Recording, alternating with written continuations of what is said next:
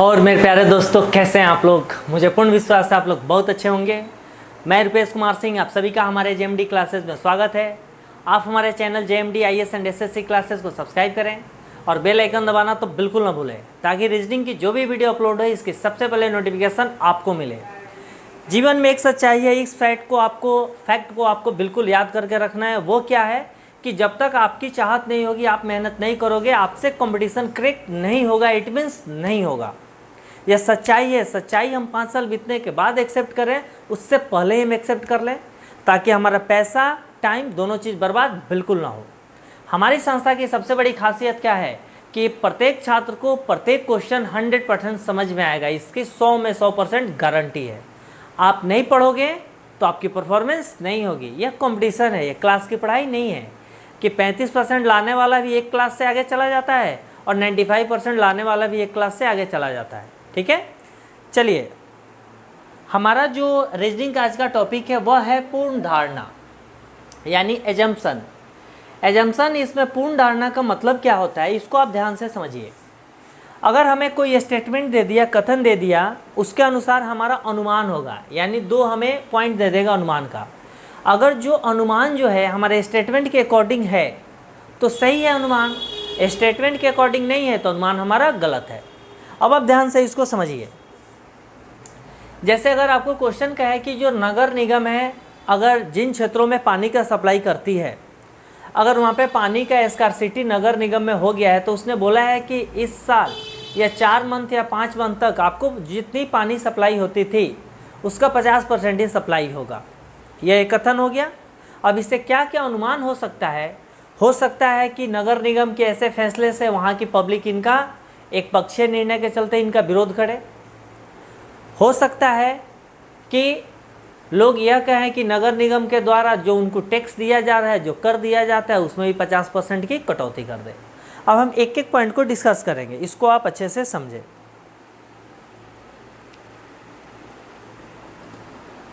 जैसे यहाँ दिया हुआ है कथन, नगर निगम ने मानसून के आने तक, नगर निगम ने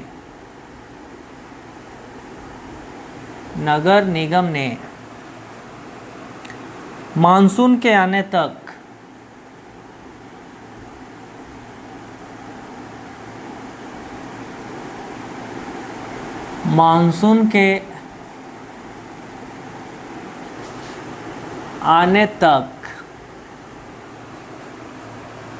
शहर में जल आपूर्ति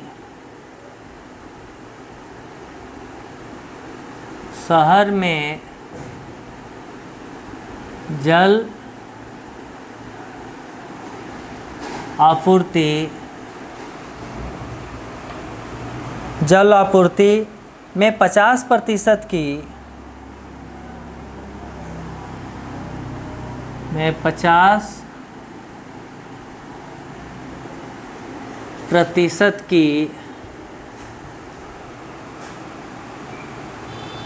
की कमी करने की घोषणा की है।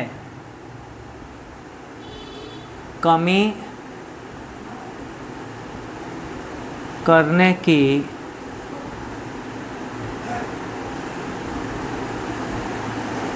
घोषणा की है। अब इसमें दिया हुआ है पूर्ण धारणा।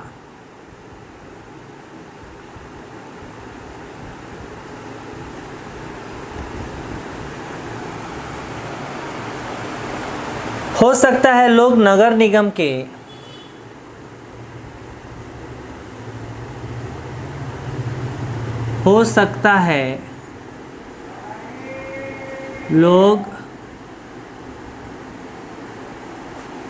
निगम के निगम के एक पक्षीय निर्णय का विरोध करें। एक पक्षीय निर्णय का विरोध करें।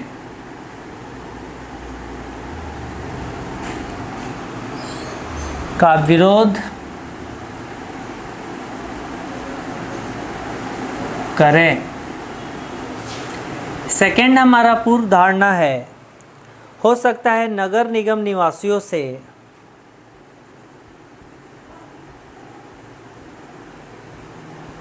हो सकता है नगर निगम निवासियों से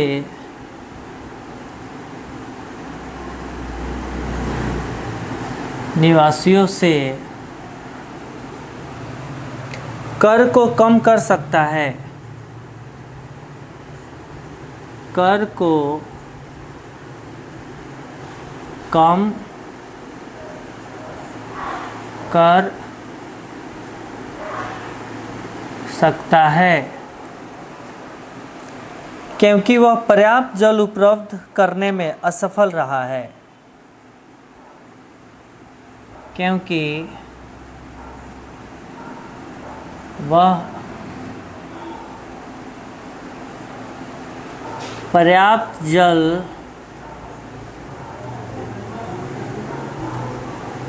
उपलब्ध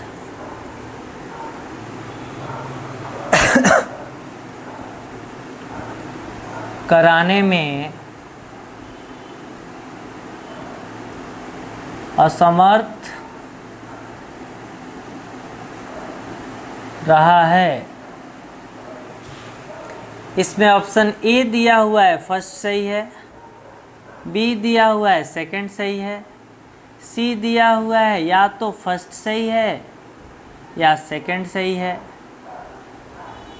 डी दिया हुआ है ना फर्स्ट सही है ना सेकंड सही है, ई दिया हुआ है फर्स्ट और सेकंड दोनों सही है। चलिए ध्यान से हम एक एक पॉइंट को डिस्कस करेंगे और हम उस कॉन्सेप्ट को जानने की कोशिश करेंगे कि आखिर किस बेसिस पे हमें इसको आंसर को फाइंड आउट करते हैं। अगर हमने कॉन्सेप्ट को समझ में आ गए तो आसानी से कोई भी हमारा पूर्व धारणा का क्वेश्चन आएगा हम सही कर देंगे। अगर हमने उस कॉन्सेप्ट को ही नहीं समझा तो मेरे प्यारे दोस्तों इस बात को यकीन मानिए कि आप 50 क्वेश्चन बनाने के बाद भी आपसे गलतियां हो जाएगी और होना ही है। इसलिए कॉन्सेप्ट को समझे। हमारा कथन दिया हुआ है नगर निगम ने मानसून के आने तक शहर में जल आपूर्ति में 50% की कमी करने की घोषणा की है। घोषणा का करने का मतलब होता है मेरे प्यारे दोस्तों कि अगर हमें किसी भी चीज़ की 50% की पानी की कमी करना है, इट मीन्स जो हमारे पास क्षमता है नदी तालाब या जहाँ से पानी को प्यूरिफाई करके नगर निगम सप्लाई करती है उसमें हमारी कमी आ गई है, यानी मानसून में हमारी जनसंख्या बहुत ज़्यादा है। तो हमें यह इन्फॉर्म करने का है कि जो हम पानी को बर्बाद करते हैं गमलों में या ब्रश करते हैं तो टैप को खोला हुआ है या 2-2 बाल्टी कपड़े साफ़ करने में ऐसे ही फेंक दिए, फर्श को साफ़ करने में 5 बाल्टी को हम वेस्ट कर दिए, तो यह बताएगा कि इस फर्श को पोंछा लगा के भी किया जा सकता है। यानी मात्र एक जो मग होता है, एक मग पानी से भी पूरी फर्श को पोंछा लगा के साफ़ किया जा सकता है। लेकिन जब पानी की कमी नहीं रहती है तो हम 5 बाल्टी पानी उधेल देते हैं। तो इन्फॉर्म करता है कि जितने जितने लोग एक्स्ट्रा पानी को बर्बाद करते हैं उन सारे पानी को बर्बाद न करें, क्योंकि जब तक मानसून नहीं आएगा तब तक आपको 50% पानी की कटौती की जाएगी। यह हमारा कथन हो गया। अब देखो मेरे प्यारे दोस्तों, इसको अगर हमारा फर्स्ट दिया हुआ है पूर्व धारणा और सेकंड दिया हुआ है, हो सकता है कि लोग नगर निगम के एक पक्षीय निर्णय का विरोध करें। दोस्तों हमें इस बात को समझना है कि अगर सरकार बोल रहा है कि पानी कटौती सरकार की कोई मंशा तो है नहीं, नगर निगम के मंशा तो है नहीं कि हम लोगों को पानी न दे, अगर उसके पास नहीं है पर हमें पता है कि 2-3 मंथ तक अगर मानसून आने में अभी लेट है तो 2-3 मंथ तक हम लोगों को इन्फॉर्म करें कि हर कोई अपने पानी में कटौती करे। जैसे कोरोना वायरस के समय आपने देखा होगा कि बहुत सारे जो हर वीकली शॉपिंग करते थे वो शॉपिंग करना बंद हो गया, 1 मंथ तक बंद हो गया, 2-3 मंथ तक कुछ नहीं परचेज हो रहा है। पता है कि लोग की जॉब भी जा रही है, ठीक है, जॉब भी नहीं मिल रहा है, तो लोग हर चीज़ में कटौती करके अपने आप को 2-4 ये जो कठिन समस्या है, कठिन समय है, उसको कैसे कैसे व्यतीत कर रहे हैं। तो इसमें हमारा दिया हुआ है कि हो सकता है नगर निगम निवासियों को, हो सकता है नगर निगम के एक पक्षीय निर्णय का विरोध करें। तो पब्लिक के मन में थोड़ा सा आएगा कि नहीं ऐसा कमी किया जा रहा है, पर पब्लिक इतनी नासमझ नहीं है। पब्लिक खुद समझेगा कि सरकार अगर हमें 50% पानी का कटौती कर रहा है, नगर निगम पानी का कटौती कर रहा है, तो कहीं ना कहीं दिक्कत है, कहीं ना कहीं उसे स्वयं दिखाई देता है कि इस साल बारिश नहीं हुई है। बारिश जब नहीं हुई, इस साल तो बहुत हुई है, मतलब एक क्वेश्चन के अकॉर्डिंग, अगर बारिश नहीं हुई है तो हमारे पास स्टोर नहीं है, तो हमें पानी को सही से यूज करना है। तो ये विरोध करेंगे, ये हमारा क्या हो गया, ये बिल्कुल ही गलत हो जाएगा, क्योंकि सरकार को 50% पानी से कोई फ़ायदा होने वाला नहीं है, मजबूरी है। सेकंड ऑप्शन दिया है, हो सकता है नगर निगम निवासियों से कर को कम कर सकता है क्योंकि वह पर्याप्त जल उपलब्ध कराने में असमर्थ है। हमें पता है कि सरकार ऑलरेडी अगर किसी चीज़ की कीमत, हमें पानी दे रहा है, बिजली दे रहा है, अगर उसकी कीमत है 5 रुपया, तो सरकार ऑलरेडी हमें उसे 1 रुपया में देता है या 2 रुपया में देता है, यानी 5 रुपये की चीज़ को सरकार पहले ही हमें 2 रुपया में देता है, यानी 3 रुपीज़ है वो सरकार खुद सब्सिडी के रूप में पेड करता है। ठीक है, तो सरकार पहले से ही उन सारे खर्च को उठाता है, अगर कुछ प्रॉब्लम हो रहा है तो और कम करे, या बिल्कुल ही सही नहीं होगी, और यह हमारा अनुमान बिल्कुल ही गलत है, क्योंकि सरकार आपको पानी और बिजली पे ऑलरेडी ही सब्सिडी देता है, जितने में आपको उसको खर्च लगते हैं उसका आधा पेमेंट ही आपसे लेता है। ठीक है, तो उसमें कम करने का सवाल नहीं है। तो हमारा क्या होगा, ये दोनों ऑप्शन बिल्कुल, अनुमान बिल्कुल ही गलत हो जाएंगे, यानी ऑप्शन क्या हो गया, ऑप्शन डी। ना तो हमारा इस कथन के अनुसार ऑप्शन 1 सही है, ना ऑप्शन 2 सही है।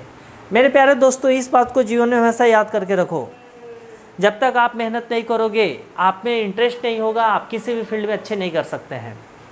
आपने देखा होगा कि जो हमारे प्यारे दोस्तों, जितने भी हमारे स्टूडेंटगण हैं, छात्रगण हैं, ये हर किसी को रोज़गार देते हैं, वो टीचर हो, कोई संस्था हो, कोचिंग हो, आपको मेस हो, आपको रूम ऑनर हो, टेम्पू हो, बुक स्टोर हो, हर किसी को रोज़गार देते हैं, हर किसी को पैसे देते हैं, रेस्टोरेंट हो, कहीं भी हो, इट से।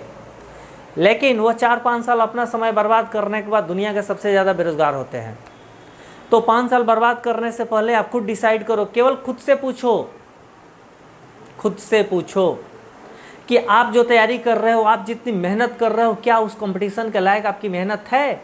आप स्वयं से जवाब लो, क्योंकि जो कंपटीशन की तैयारी कर रहे हो, क्लास पास करना अलग होती है। हमारे देश का ये राइट है कि हर इंसान को कम से कम ग्रेजुएट होनी चाहिए।